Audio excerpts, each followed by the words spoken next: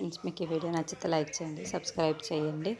రాజ్ కావ్య వాళ్ళ ఇంటికి వచ్చి అందరి ముందు కావ్యాన్ని ప్రపోజ్ చేయడం కోసం అని చెప్పేసి కావ్యాన్ని పిలుస్తూ ఉంటాడు.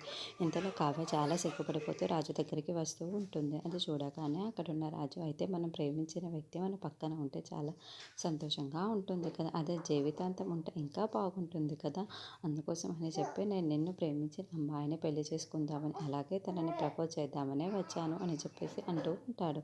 ఆ మాటలు వినగానే అక్కడున్న కావ్య అయితే చాలా సంతోషిస్తుంది. ఇంట్లో ఉన్న వాళ్ళందరూ అయితే ఎప్పుడు ప్రపోజ్ చేస్తాడా అని చెప్పేసి వెయిట్ చేస్తూ అక్కడున్న రాజుని అలా చూస్తూ ఉండిపోతారు. ఇంతలో అక్కడున్న రాజు మాత్రం, అవును, నేను ఏ అమ్మాయిని ప్రేమిస్తున్నానో ఆ అమ్మాయిని ప్రపోజ్ చేయడానికి కూడా ఈరోజు బయలుదేరి ఇక్కడికి వచ్చాను.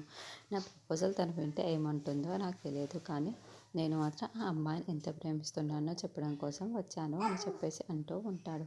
ఆ మాటలు వినగానే అక్కడున్న కావ్య అయితే ఇప్పుడు చెప్తాడా అని చెప్పేసి వెయిట్ చేస్తూ ఉంటుంది.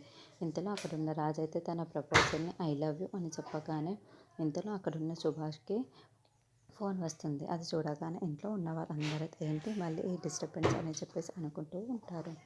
ఇంతలో అక్కడున్న సుభాష్ మాత్రం, ఏంటి అలా జరిగిందా అని చెప్పేసి ఒక్కసారిగా షాక్ అయిపోతూ ఫోన్లో ఉన్న వ్యక్తితో మాట్లాడుతూ ఉంటాడు.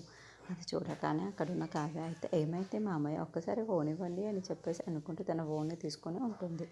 ఇంతలో అక్కడున్న కంపెనీలో ఉన్న వ్యక్తి అయితే, మేడం, సిద్ధార్థ ఏదో చేస్తున్నాడు అనిపిస్తుంది, మన కంపెనీని కూలగొట్టడం కోసం అని చెప్పేసి ఎవరితోనో కలిసి మన కంపెనీని ఏదైనా చేయడానికి రెడీగా ఉన్నాడు అని చెప్పేసి అంటూ ఉంటాడు. ఆ మాటలు వినగానే అక్కడున్న కావ్య అయితే ఒక్కసారిగా షాక్ అయిపోయి, నేను ఇప్పుడే వస్తున్నాను, సరే వస్తాను అని చెప్పేసి అక్కడ నుండి బయలుదేరి వెళ్ళిపోతూ ఉంటుంది. అది చూడగానే అక్కడున్న రాజు అయితే ఒక్కసారిగా షాక్ అయిపోయి చాలా బాధపడుతూ ఉంటాడు. ఇంతలో ఒక ప్రపోజల్ మిస్ అయిపోయింది అని చెప్పేసి అనుకుంటూ ఉంటాడు. ఇంతలో అక్కడున్న